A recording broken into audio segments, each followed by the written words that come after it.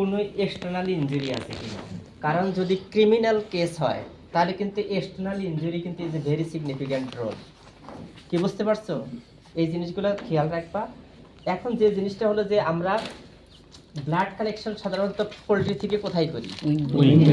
থেকে করি। যদি একদম যদি ডে ওল্ড বা দেখা যাচ্ছে যে 7 দিন 8 দিন বয়সে যদি এরকম হয় তাহলে তো তোমার ওই মেইন খুঁজে পাওয়া বা সেখান থেকে কালেকশন করা ভেরি ডিফিকাল্ট। সেক্ষেত্রে স্যাক্রিফাইসই হলো অ্যাপ্রোপ্রিয়েট মেথড। সেক্ষেত্রে হার্ট থেকেও সরাসরি নেওয়া যায়, কিন্তু হার্ট থেকে নিলেও সে মারা যাবে। অনেক সময় বাসে, কিন্তু এত বড় স্কেলটা আমি ব্যক্তিগতভাবে আমি নিজেও হইনি, কাজে আমি তোমাদেরকে ওটা বলতেছি না। আর যেটা হলো যে আমরা যদি ব্লাড কালেকশন করি, তোমাদের তো এক্সটার্নাল যতগুলো এক্সামিনেশন করার যে জিনিসগুলো সবগুলো কিন্তু খাতায় লিখতে হবে। কি বোঝা নাই? সেখানে অল ন্যাচারাল ওপেনিংস কি আছে, আই আছে কি আছে, নোজ আছে কিনা, নোজে কোনো ডিসচার্জ আছে কিনা, তাদের অ্যানাসে কোনো ডিসচার্জ আছে কিনা। কি বুঝতে পারছো? এই সমস্ত কিছু দেখার পর তারপরে এখন ব্লাড কালেকশন আমরা সাধারণত করব হলো যে সাধারণ ল্যাব টেস্ট করার জন্য, বিশেষ করে হলো যে তার অ্যান্টিবডি লেভেল কতটুকু আছে। কি বুঝতে পারছো? অ্যান্টিবডি লেভেল, অ্যান্টিবডি টাইটার দেখে কিন্তু অনেক সময় ভ্যাকসিনেশন করতে হয়।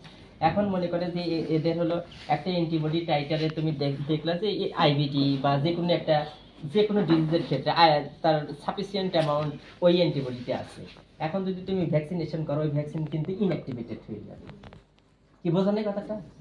এই জিনিসগুলো তোমাদের আবার ওই রকম ভাবে নিউক্যাসেলের হলো কত টাইটার থাকা অবস্থায় তুমি ভ্যাকসিনেশন করতে পারো। এখন আমরা এখান থেকে যদি আমরা ব্লাড কালেকশন করি, এই যে উইং ভেনটা তুমি দেখতেছো, এখানে উইং ভেনটা দেখা যায় এখানে, এই যে দেখছো না প্রমিনেন্ট উইং ভেন। এখন তুমি যদি এইটা দিয়ে যদি করো, এটাকে আগে প্রথমে তুমি করে নিলা, ইজি করে নিও। এখন যেটা তুমি করবা সেটা হলো তোমাকে এক হাত দিয়ে সবকিছু করতে হবে। কই আমাকে দিলেন না? যদি তুমি করো সেই ক্ষেত্রে হলো তোমাকে এইভাবে দেখো, 4টে আঙ্গুল দেখছো, বৃদ্ধ আঙ্গুল উপরের দিকে আছে। তোমাকে যখন তুমি এটা ঢোকানোর পর তুমি কি এখন আর এক হাত দিয়ে তুমি এইভাবে করবা? নো, এই যে দেখো এইভাবেই তুমি দেখছো আমি করে ফেলছি। যদি তুমি আবার এটাকে ক্লোজ করে দেখো, ক্লোজ করতেছো এক হাত দিয়ে, একটা আঙ্গুল দিয়ে। কি বুঝতে পারছো? একটা আঙ্গুল, তোমাকে 2টা হাত ব্যবহার করা যাবে না, তুমি আর একটা হাত অন্য কাজে ব্যয় করবে। আর একটা হাতের দ্বারা তোমার কাছে টেস্ট টিউব তোমাকে আছে যেখানে ব্লাড তোমাকে কালেকশন করতে হবে। জাস্ট তুমি কালেকশন কি করার পরই এখান থেকে নিয়ে তুমি ছেড়ে দিলা। এটা কি লার্জ অ্যানিমেল করতেছেন? লার্জ অ্যানিমেল করতেছেন। তো এই হলো আর কি। তুমি আমরা এখন যে কালেকশনগুলো করব, কালেকশন করার ক্ষেত্রে হলো যে পোল্ট্রির বেলায় কিন্তু তাদের ব্লাড ভেসেল কিন্তু ভেরি ফ্রাজাইল। তুমি যদি ওয়ান মোর যদি পাংচারিং করো সেক্ষেত্রে কিন্তু তুমি পরবর্তীতে আর কিন্তু কালেকশনই করতে পারবে না। কি বুঝতে পারছো? তোমাকে ফার্স্ট অ্যাটেম্পেই তোমাদেরকে নিতে হবে। এখন আমরা যে সাধারণত সিরাম কালেকশন করব, যদি সিরাম কালেকশন করি তাহলে হলো আমি অ্যান্টিকোগুল্যান্ট নেব না টেস্ট টিউবে।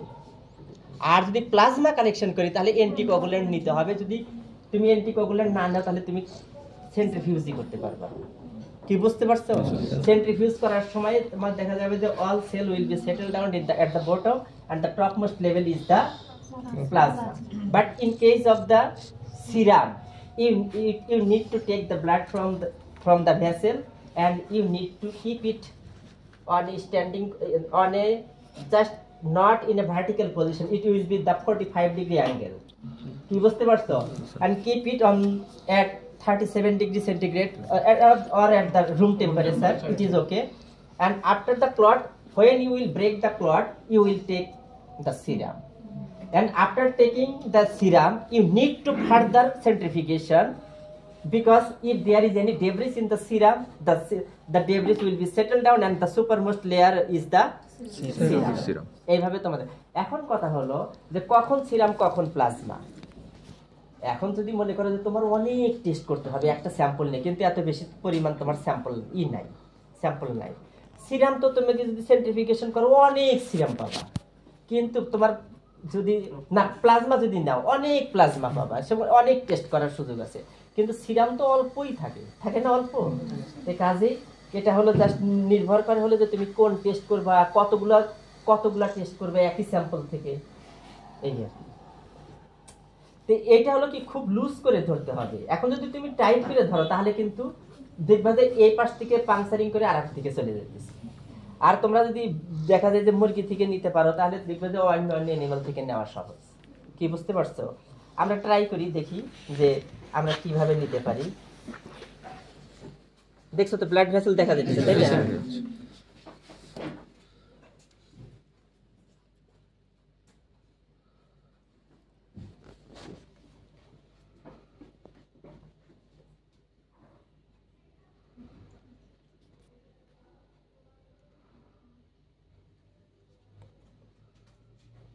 একবার ফেল করলেই মনে করো যে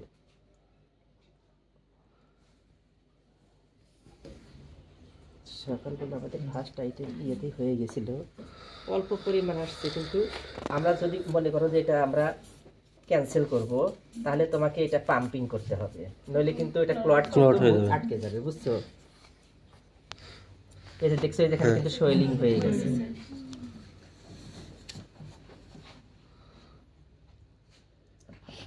সকালবেলা আমাদের ফার্স্ট টাইমই হয়ে গেছে।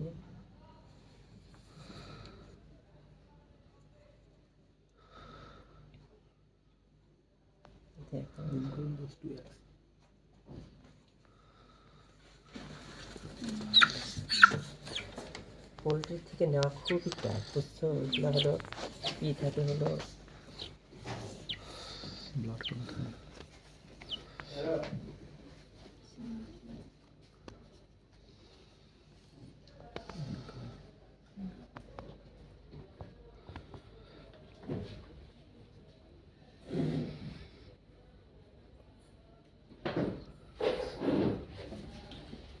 পারতেছি না এখন।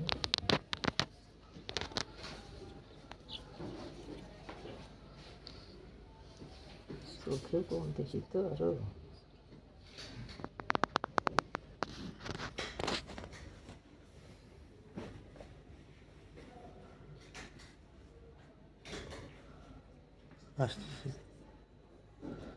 এক মুহূর্তের ভিতরে হয়ে যায়, বুঝছো? আমরা এটা নিছি, নেওয়ার পরে তুমি মনে করো যে এইভাবে রেখে দাও, হ্যাঁ, 45 ডিগ্রি অ্যাঙ্গেলে। এটা হলো তখন ক্লট হয়ে যাবে।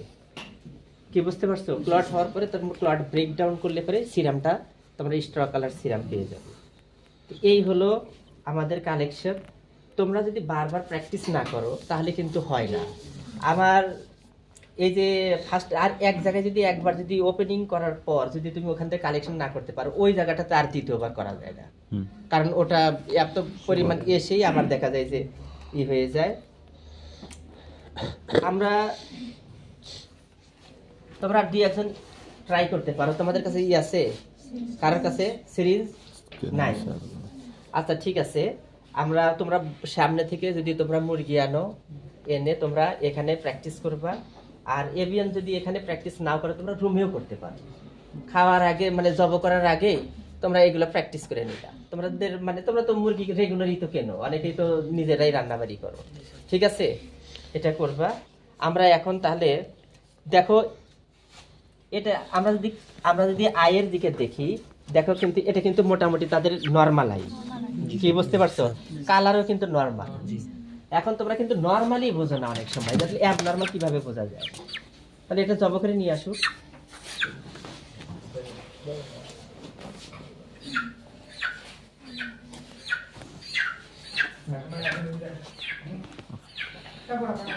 জব করার পর একবারে ধুয়ে নিয়ে আসেন। তো জব করার পর মানে এটা তো আমরা জব করতেছি এমনি নরমালি, কিন্তু যদি তোমাদের যদি কোনো ধরনের যদি ডেড বার্ড যদি নিয়ে আসে, তোমরা আগে যেটা করবা অ্যান্টিসেপটিক সলিউশনে আগে 5 মিনিট ডুবাই রাখবা। কেন ডুবাই রাখবা? কারণ হলো এর এক্সটার্নাল যত কিছু আছে তোমার ল্যাব থেকে তো কন্টামিনেটেড করে দিতে পারে। ইভেন ওখান থেকে তো তুমি যখন পোস্টমর্টেম করতেছো তোমার তো নাকের মুখেও যেতে পারে, আর এটা কোনো এয়ারেশন হবে না। হবে বেটার হতে হলো যে অ্যান্টিসেপটিক সলিউশনের ভিতরে আগে তুমি 1-2 মিনিট অ্যাটলিস্ট যদি 2-3 মিনিট অন্ততপক্ষে ভালো করে ধুয়ে, যাতে উড়তেছে না বাতাসে এরকম হয় আর কি।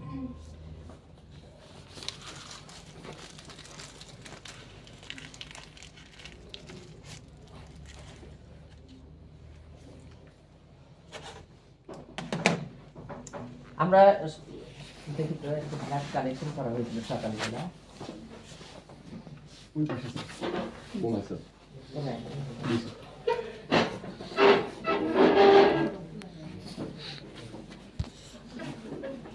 এখন মনে করো যে এই তোমরা সিরামটা দেখতে পাইছো, দেখো তো সিরাম দেখা যায়? হ্যাঁ, এইটা হলো সিরাম। কি বুঝতে পারছো? এখন যদি এটা যদি তোমরা যদি এখন কালেকশন করতে চাও, তাহলে যেটা কি করতে হবে, এটাকে টান দিয়ে নিয়ে এসে তোমার এই ক্লটটাকে যে কোনো একটা ইটা, অনেক সময় কি করি আমরা নর্মালি যেটা করি হলো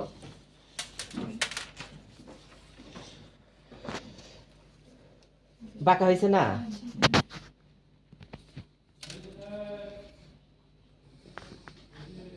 ও দেখো এটা তো ওখানেই হয়ে আছে, তাহলে তোমার সিরামটা কিন্তু এখানেই রয়ে গেল। আর যদি তা না হয়, মুখটা বাঁকা করে ক্লটটাকে টেনে ধরে নিয়ে এসে বের করে দিবা। কোন দিক দিয়ে বের করবা? পিছন দিকে। কি বুঝতে পারছো? জি স্যার।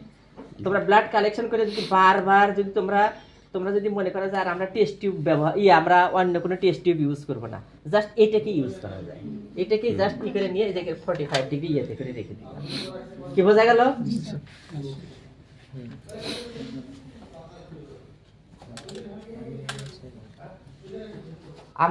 আমি যখন বিএলআরআইতে ছিলাম সায়েন্টিফিক অফিসার হিসেবে, তখন দেখা যেত যে দেশের বিভিন্ন স্থান থেকে এরকম ভাবে ভিতরে সিরিঞ্জের ভিতরেই ওরা ব্লাড কালেকশন করে পাঠিয়ে দিত।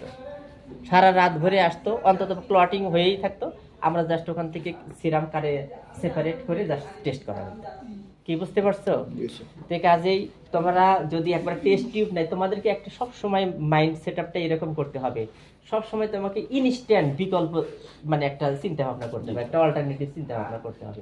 তুমি যখন চিকিৎসা করতে যাবা, এমন টেকনিক এমন সময় তোমাকেই করতে হবে যে তোমার একবারে এই যে কয় না যে বিপদ যখন নাকের জগায়, তুমি এখন অপারেশন চালাইতেছো, এই টাইমে এমন কিছু ইমার্জেন্সি আসলো যে ইমার্জেন্সিতে কিন্তু তোমাকে করতে হবে। তোমাকে মানুষের ক্ষেত্রে হলো অপারেশনের সময় একাধিক ডাক্তার থাকে,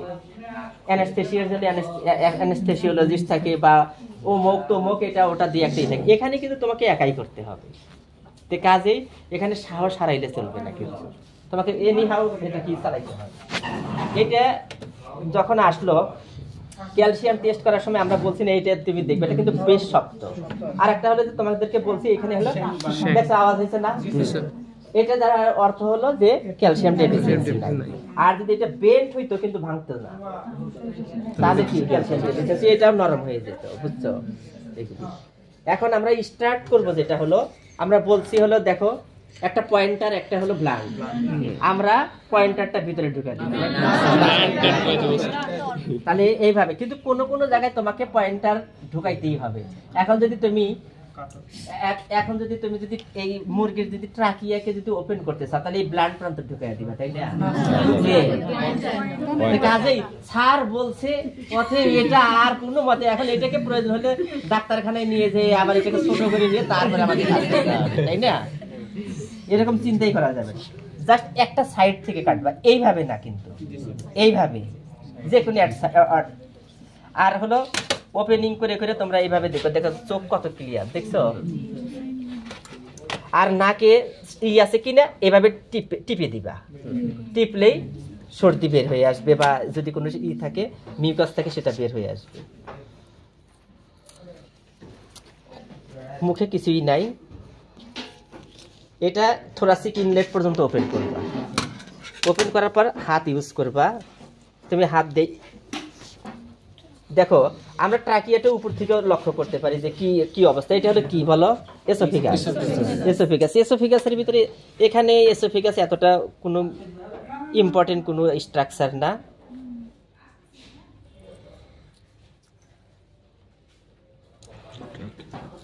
এটা তো অসুস্থ, তাই না? এর ভিতরে ব্লাড দেখো, যে ব্লাড আছে, অসুস্থ না? বুদ্ধি আছে, জব করার জন্য এরকম হয়েছে। কি বোঝা গেল? এখন যদি তুমি এটাই ওই যে নিজের পায়ে নিজেই দিয়ে বললা যে একবারে ভূতে ধরছে আর কি, ওই রকম অবস্থা। এবার তুমি উল্টায় দাও, ঠিক আছে? কিলবোনের একবার লাস্ট প্রান্ত, এটাকে তুমি জাস্ট স্কিনটাকে একটু রেইজ করবা, রেইজ করে হলে একটু কেটে দিলা, অল্প একটু কাটলা। এখন ব্লাড প্রান্ত নিয়ে তুমি একটা সাইড এই দিক একটা সাইড ওপেন করবে এইভাবে রেইজ করে ধরে, আর যদি তুমি ভিতরের দিকে নাও তাহলে কিন্তু ইন্টারনাল অর্গানগুলো ড্যামেজ হয়ে হবে। হেভি ধার, এইটুক এই অল্প একটু কাটলেই হবে। তারপরে জাস্ট তুমি এই দুইটা পাকে ধরবা, ধরে দেখছো তুমি এটা, তাহলে তুমি এখন ব্রেস্ট মাসলগুলো দেখলা যে ব্রেস্ট মাসল ঠিক আছে না। এখন থাই মাসল দেখার নিয়ম হলো খালি জাস্ট এটি স্কিন ধরবে, এবার এটাকে পুশ করবে, এটাকে ডাউন করবা, তাহলে দেখলা ক্লিয়ার। কিন্তু দেখো এই জায়গাটাকে কিন্তু একটা আছে কিন্তু ইনজুরি, এটা আমরা গাম্বরো কিনা এটা আমরা দেখবো, এখানেও কিন্তু স্পটের মতন দেখা যেতেছে, আমরা সাসপেক্ট করে রাখলাম যে গাম্বরো থাকতে পারে, তাই না।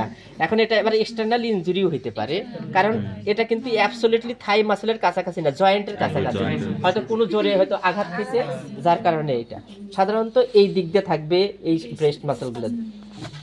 এখন আমরা ওপেন করি হলো অ্যাবডোমেনের জাস্ট এই অল্প একটু কাটবা, বেশি না, একটু ওপেন হয়েছে না।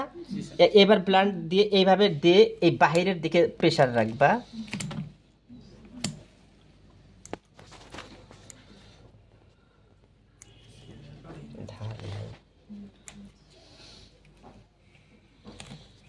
এটুক কাটছো, ঠিক আছে। খালি এই রিপস গুলা কেটে দিলেই হলো আর কি। এখন এই দুই পা আবার ধরো, ধরে জাস্ট এইভাবে প্রেস করো ব্যাক সাইড, কি বোঝা গেল এটা ব্যাক। এখন তোমাকে এই অবস্থায় তোমাকে কিন্তু এক্সামিন করতে হবে যে লিভারে, দেখো লিভার এমনি চোখে পড়ছে না, কি অবস্থা। এখন এটি কিন্তু নর্মাল লিভার, তোমাদের মনে রাখতে হবে এটা কিন্তু নর্মাল লিভার, কি বুঝতে পারছো। এখন মনে করো যে এখানে হার্ট আছে, হার্টের উপরে কিন্তু পেরিকার্ডিয়াম ছিল, সেটা হলো যদি এইভাবে হার্ট দেখার পরে হার্টের কোনো অ্যাবনর্মালিটিস কোথাও আছে কিনা, অনেক সময় কোনো ডিজিজে হার্ট ফ্যাটে কিন্তু পেটিক্যাল হিমোরেজ থাকে, বিশেষ করে ফাউল কলেরাতে। এখন আমরা পুরো ভিসেরাল অর্গানগুলোকে আমরা আলাদা করে নিয়ে আসবো। এইভাবে তুমি দুইটা আঙ্গুল দিয়ে এটাকে রেজ করে ধরে এটার সাথে যে ইন্টেস্টাইন আছে ওটা কেটে দাও, কেটে দিয়ে এইভাবে টানতে ধরে বের করে নিয়ে আসো, কি বুঝতে পারছো, এই যে বের হয়ে গেছিল। এখন আমরা দেখো বার্সাটা এই যে এখানেই কিন্তু বার্সাটা at the base of the, এইভাবে আমরা পুরোটাকে আমরা আলাদা করে নিয়ে আসি।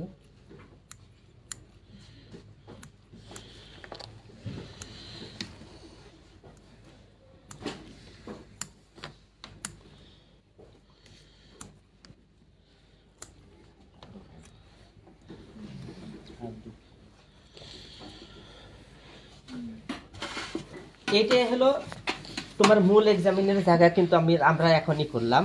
এখন এই যে লাঞ্চটা আছে, দেখো আমরা লাঞ্চটাকে, এটা কিন্তু নর্মাল লাঞ্চ, কি বুঝতে পারছো, নর্মাল লাঞ্চ। কিডনি তো কোন জায়গায় আছে দেখতে পাইছো, হ্যাঁ, সাধারণত হলো ইনফেকশাস ব্রঙ্কাইটিস এবং গাউটের ক্ষেত্রে কিন্তু চকি হোয়াইট গ্র্যানুলস পাওয়া এখানে, কি বুঝতে পারছো। এখন আমরা এই টোটালটাকে ইন্টেস্টাইনটিকে একবারে তার পুরো লেন্থ অনুযায়ী তুমি যতক্ষণ পর্যন্ত না কোনো কিছু না পাইছো তুমি টোটালটা ওপেন করতে পারো, কি বুঝতে পারছো। ওপেন করবে, দেখো আসলে ইন্টেস্টাইনের ভিতরে কিছুই নেই, দেখছো খালি হয়ে আছে, কি বোঝা গেছে, উপর থেকেই দেখা যাইতেছে কিছুই নেই খাবার। আর একটা হলো আমরা জানি এই যে হলো এটা কি হলো স্প্লিন, কিন্তু নর্মাল কালারটা মনে রাখবা কিন্তু, হ্যাঁ। আর হলো লিভারের এইটুক সাইড হলো লিভার,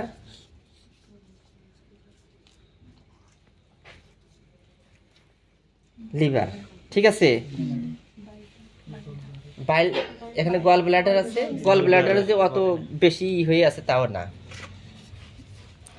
এখন এই যে ইন্টেস্টাইনের যে ইউ শেপ, এটার মাঝখানে কি এটা বলো তো, প্যানক্রিয়াস, মনে থাকবে তো, প্যানক্রিয়াস। এটা হলো ভেন্ট্রিকুলাস আর এটা হলো প্রভেন্ট্রিকুলাস, ঠিক আছে তো।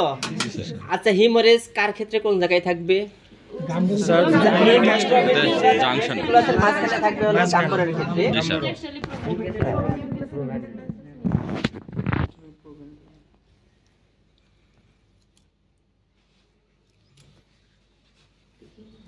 এইভাবে ঢুকাইয়া দিলা, এইভাবে কেটে ফেললা, ঠিক আছে। জাংশনে কোনো হিমোরেজ নাই, আবার tip of the tip of the gland দেখো এই যে এখানে যে এই প্রোভেন্ট্রিকুলাস এই গ্ল্যান্ডগুলোতে যদি হিমোরেজ থাকে তাহলে হলো নিউক্যাসল ডিজিজ, আর এই জাংশনে যদি থাকে সাধারণত হলো গাম্বুরো। তোমরা এখন গাম্বুরো ডিটেক্ট করতে গিয়ে এখন সবগুলো লিশনই একবারে পাবা, নট গ্যারান্টি। কি বুঝতে পারছো? এই ভিতরে হলো প্যাথোগনোমোনিক লিশন কিন্তু তার বার্সার ভিতরেই থাকবে গাম্বুরোর ক্ষেত্রে।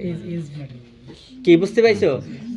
আমরা হয়তো 5টা লিশন লিখে দিছি, হয়তো 3টা লিশন পাইছো, 2টা পাওনি, নাই পাইতে পারো। আবার অনেক সময় ইন্টারমিক্সিং ইনফেকশন তোমরা পেতে পারো, মিক্সিং ইনফেকশন। আর এখানে দেখো ইয়ের ক্ষেত্রে সিকামটা যে জায়গায় জয়েন্ট হয়েছে সেই জায়গাটাকে বলা হয় হলো সিকাল টনসিল। দেখো সিকাল টনসিল কিন্তু সোলেন হয়ে আছে, দেখতে পাইছো? সোলেন হয়ে আছে না? সাধারণত হলো এইটার লেভেলেই কিন্তু থাকার কথা ছিল, কিন্তু এটা কিন্তু সোলেন। দেখো এই পাশেরটাও কিন্তু সোলেন, দেখো সোলেন না, সোলেন না, সোলেন হয়ে আছে। এখন এই জায়গাটাতে আমরা অনেক সময় হিমোরেজ পাই। আমরা দেখি এখানে কোনো ধরনের কিছু আছে কিনা। এই জায়গা যদি হিমোরেজ পাই তাহলে হলো নিউক্যাসলের আনাগোনা আছে। কি দেখো হিমোরেজ আছে কিনা? এই আছে, এই যে দেখো, এই যে এই যে এই যে টপের উপরে অল্প একটু হিমোরেজের মতো আছে।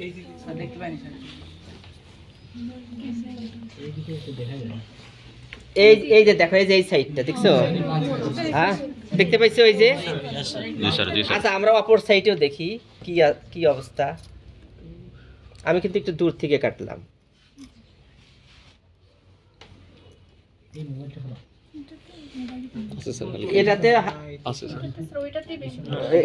এটাতে কিন্তু নাই ওইরকম, নাই। ওইটাতে একটা আছে কিন্তু এটাও কিন্তু সিগনিফিক্যান্ট না। এখন আরেকটা জিনিস হলো যে অনেক সময় সিকাল কক্সিডিওসিস হইলে পারে, কিন্তু এইটা কিন্তু এর ভিতরে কিন্তু ব্লাড জমে, যেটা উপর থেকেই বোঝা যায় কিছুটা। আর এর ভিতরে যে কিছু সাবস্টেন্স আছে, এটা যদি যখন ওয়ালের সাথে অ্যাটাচ থাকে তখন আমরা বলি sickle core formation. Actually, this sickle core formation is nothing but a mixture of blood and the feces, and that will be attached with the sickle wall. এটা হলো। আর এরপরে তোমরা আরো কক্সিডিওসিসের অন্যান্য স্ট্রেন যদি থাকে তখন তোমরা এখানে ওপেন করার নিয়ম হলো এই যে অল্প একটু কাটলাম। কি বুঝতে পারছো? এই যে অল্প একটু কাটলা। এখন আমি এটা যেহেতু আমার এত দূর যাবে না, আমরা উপর দিয়ে হালকা করে কেটে নিব। কি বুঝতে পারছো না? দেখো এর ভিতরে কিন্তু খাবার টাবার নাই, কিন্তু এই জায়গা দেখো একটা আছে, কিন্তু দেখো একটা হিমোরেজিক স্পট আছে। দেখো এই যে দেখছো না? এই যে কি দেখতে পাইছো? পারছো? এটা আছে না স্পট?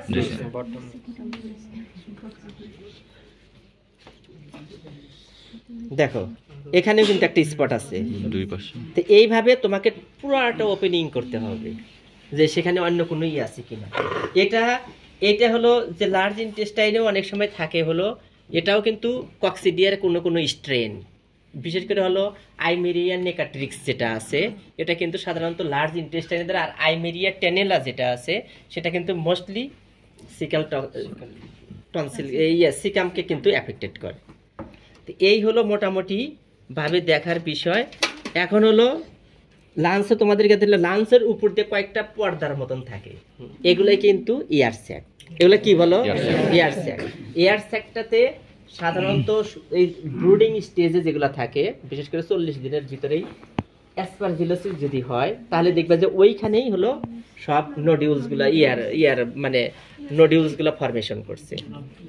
আর হলো ইন্টেস্টাইনের এই যে দেখতেছে হলো যে এগুলোর ভিতরে যদি নোডিউলস ফরমেশন করে, এগুলা কিন্তু সাধারণত যে কোলিগ্রানুলোমা যেটা আছে, কোলিগ্রানুলোমার ক্ষেত্রে এটা।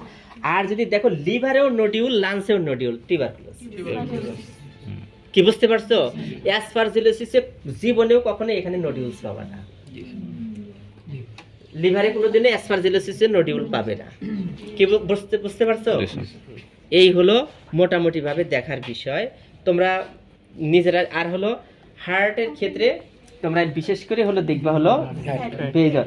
আর একটা হলো যে যদি লিসি ডিজিজের ক্ষেত্রে আছে, বাংলাদেশেও কিন্তু আছে হাইড্রোপেডিক এডিয়াম হেপাটাইটিস সিনড্রোম, সেটার ক্ষেত্রে হলো কি পেরিকার্ডিয়াম আর এটা হলো উপরেরটা কি, এটাকে কি বলা হয়, এপিকার্ডিয়াম।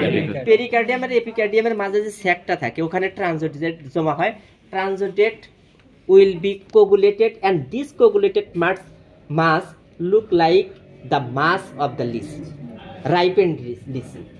লিচি যে পাকা লিচু দেখো না, এটাকে যদি তোমার বিচি মনে হয়, লিচুর বিচি, তার উপর দিয়ে যেটা মাংস যেটা থাকে ওইটা হলো ট্রানজিটেড। এইরকম যদি কন্ডিশন দেখো তাহলে তুমি এক চান্সে বলে দিবা হলো এটা লিচি, আর কোনো কিছুর দরকার নেই। হাইড্রোপেরিকার্ডিয়া হেপাটাইটিস সি। কি বোঝা গেল? তোমরা নিজেরা প্র্যাকটিস করবা। এটা আমি একটা পোস্টমর্টেম ইয়াতে করছিলাম স্যার উপজেলা, তো ওইখানে স্যার সব নরমাল ছিল। এটা স্যার ব্রয়লারের একটা ইয়া ছিল, চেক ছিল। তো স্যার সিকামের ভিতরে হচ্ছে ক্লট ছিল, মানে ফিসিসটা শুধু আটকানো ছিল। এটা কক্সিডিওসিস স্যার, কিন্তু উনি বলতেছে উনি কক্সিডিওসিসের ইয়া করছে। শোনো, একটা জিনিস তোমাকে মনে রাখতে হবে, ইন্টেস্টাইনে যদি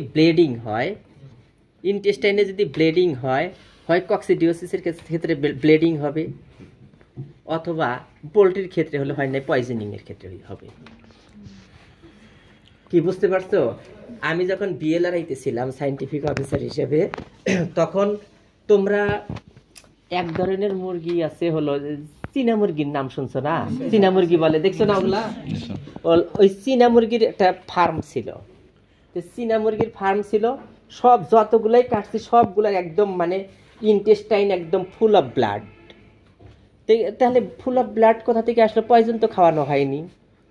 তো কি হয়েছে, ওই ফার্মের চারিদিকে হলো ইঁদুরের অনেকগুলো গর্ত ছিল, ওরা কিন্তু বারবার খালি পোলট্রিগুলোকে অ্যাটাক করতো। তো কি করছে, হয়তো কাউকে বলছে, সে কি করছে, ইঁদুর মারার বিষ ওই গর্তের কাছে দিয়ে রাখছে। গর্তের কাছাকাছি দিয়েছে, যথারীতি এরা খাইছে, মুরগি খাইছে। মুরগি তো ফার্মের ভিতরে ছিল, ওরা তো বাহিরে। ইঁদুর খাইছে, আর ইঁদুর যখন ওই ফার্মের ভিতর ঢুকছে, ওই সবগুলো মিলে ওকে আবার খেয়ে ফেলছে সবাই। কি বোঝা যায়? সবাই মিলে ভাগযোগ করে ওরা খেয়ে ওরা নিজেরা পয়জন হয়ে গেছে। স্যার আরেকটা কেসে ছিল শুধু হার্টের ভিতরে শুধু ব্লাড ছিল স্যার, একদম ফ্রেশ ব্লাড। হার্টের ভিতরে তো ফ্রেশ ব্লাড থাকবে, মানে পুরো অর্গানের ইয়ার ক্লট ছিল sir, internal organ clot. Internal organ এখানে ভিটামিন কে ডেফিসিয়েন্সি যদি হয়, তাহলে হলো তোমাদেরকে একটা বলছিল exudative diathesis, vitamin E deficiency. কি বলি নাই? সেটা হলো কি, এই পুরো অ্যাবডোমেনটা ব্লু ফ্লুইড দ্বারা একদম ভর্তি থাকবে, এটা হলো এক্সুডেটিভ ডায়াথেসিস। আর যদি দেখো যে অ্যাবডোমেন ফুল অফ ব্লাড, তাহলে হলো ভিটামিন কে ডেফিসিয়েন্সি। এখন কথা হলো যে ভিটামিন কে ডেফিসিয়েন্সি নাও হইতে পারে। আফলাটক্সিকোসিসের ক্ষেত্রে কখনো কখনো লিভারটা ফেটে যায়। আমি কিন্তু যা পাইছি সেটা বলতেছি তোমাদেরকে। একটা ফার্মে গিয়ে দেখি ভিটামিন কে ডেফিসিয়েন্সি, তো সাধারণত তো ফিট ফর্মুলেশনে তো ভিটামিন কে স্বাভাবিকভাবে দেওয়া থাকে, তাহলে তো ফিট ফর্মুলা এটাই হবে। কিভাবে দেখি যে লিভারটা ফ্র্যাজাইল হয়ে গেছে, লিভারটা ইয়োলিশ কালার হয়ে গেছে।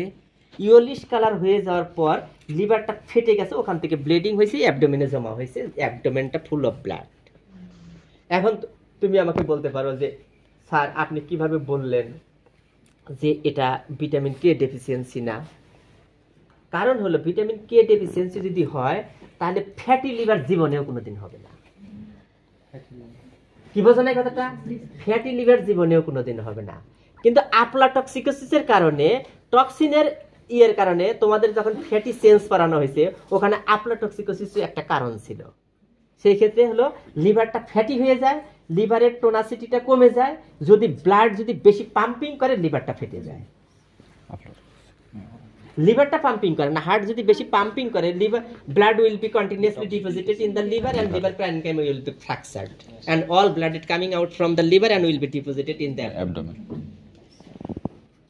কি বোঝা গেল? এই হলো ইতিহাস। তো কাজেই তোমরা যখন পোস্টমর্টেম করবা, আর মাথার ভিতর তো একটাই দিয়ে রাখছে এক্সুডেটিভ ডায়াথেসিস ভিটামিন কে, ওরে বাবা আরো তো অনেক কিছুই আছে তোমাদের। আমি তো মনে করি দুনিয়ার ভিতরে এমন কোনো ডিজিজ নাই যেটা জেনারেল প্যাথোলজি দিয়ে এক্সপ্লেইন করা হয়নি। তো কাজে জেনারেল প্যাথোলজির নলেজ তোমাদেরকে এটাই স্ট্রেনথেন করতে হবে। এটা যে পারবে না সে কিন্তু এক ডিজিজের সাথে আর এক ডিজিজ পোলট্রির বেলায় সবচেয়ে থেকে বেশি খারাপ অবস্থা হলো কি, যে মিক্সড ইনফেকশন থাকে অনেক সময়। মিক্সড ইনফেকশন থাকলে এবার তুমি তোমার মাথাটা ঘুরে যাবে, কোনটাকে তুমি করবা, কি বোঝা নাই কথাটা?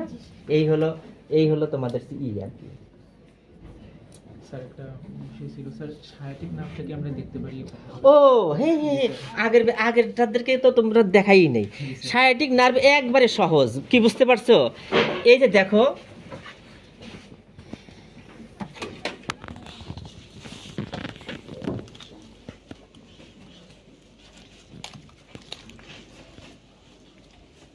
আমি যেদিন প্রথম পোস্টমর্টেম করলাম, পোস্টমর্টেম করার পর আমার এই যে একটা গন্ধ আসতেছে না, এই গন্ধে আমাকে দিছে, ওই দিন আবার খাইতেছি হলো মুরগির মাংস। আমার কাছে মানে পেটটা মানে মুখ দিয়ে আমার বের হয়ে আসতেছে, বুঝছো, মানে পুরোটাই মনে হইতেছে ওই রকম। এখন তো মনে হয় যে এর ভিতরে যদি খাবার দাও তা আমি খাইতে পারবো, মানে এরকম একটা অবস্থা, বুঝছো। এগুলো হলো মানে অ্যাডাপ্টেশন। দেখো এই যে জিনিসটা দেখতেছো, এখানে একটা লেয়ারের মতন আছে না, দেখো তো এই যে একটা ভাঁজ আছে না, এই যে একটা ভাঁজ দেখতেছো না, এখানে একটা এই যে নিচের দিকে একটা ভাঁজ দেখতেছো না, ওই ভাঁজ দিয়ে ঢুকলে পরে মাথাটা ঢুকাইয়া দিলি তোমাদের দেখবে যে সায়াটিক নার্ভ। দেখো বিশ্বাস না করো তাহলে আমি দেখাই দিই। এই দেখো আঙ্গুল ঢুকাইলে পরে হয়ে যাবে। দেখো সায়াটিক নার্ভ দেখতে পাইছো? ওই যে দেখো, ওই যে সায়াটিক নার্ভ, ওই যে সাদাটা, কি দেখতে পারছো? তোমরা খাইছো, দেখতে পারছো? দেখো ওই যে সাদাটা, দেখতে পারছো? এই হলো সায়াটিক নার্ভ। আবার এ পাশের ক্ষেত্রে হলো জাস্ট এই যে আঙ্গুলটা ঢুকা দিবে এই যে ইয়ের ভিতর দিয়ে, দেখো সায়াটিক নার্ভ দেখা যায়।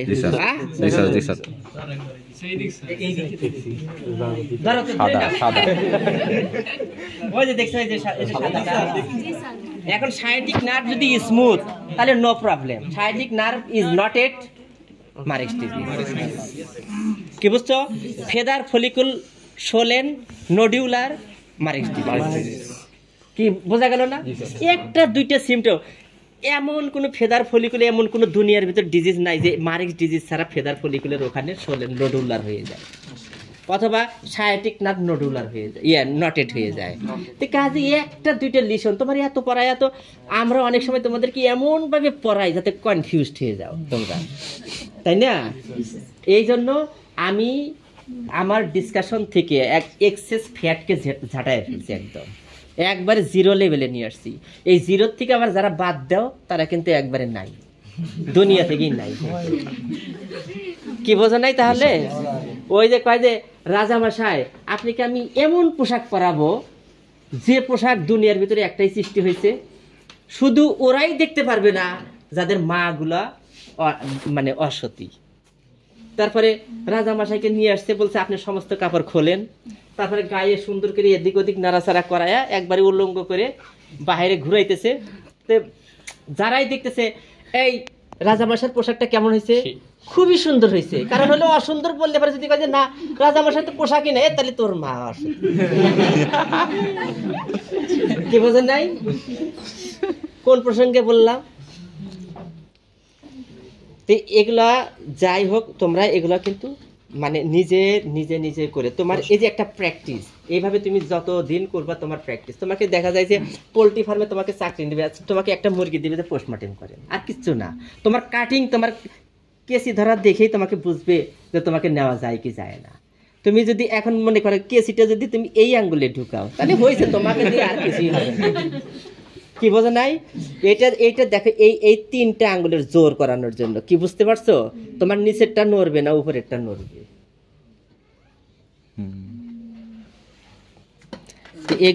এগুলা হলো জাস্ট বোঝার ইয়েতে, অ্যাটেন্ডেন্স দিয়ে চলে যাও, শেষ।